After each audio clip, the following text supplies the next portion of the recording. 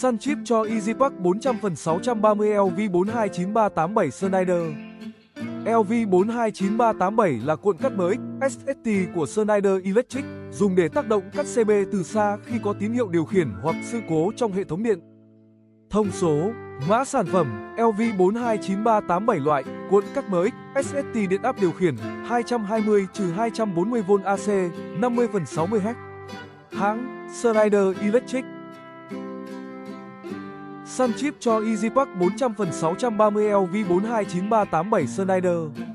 Đặc điểm nổi bật: hoạt động ổn định, phản hồi nhanh, lắp trực tiếp vào CB Schneider, độ tin cậy cao, chính hãng.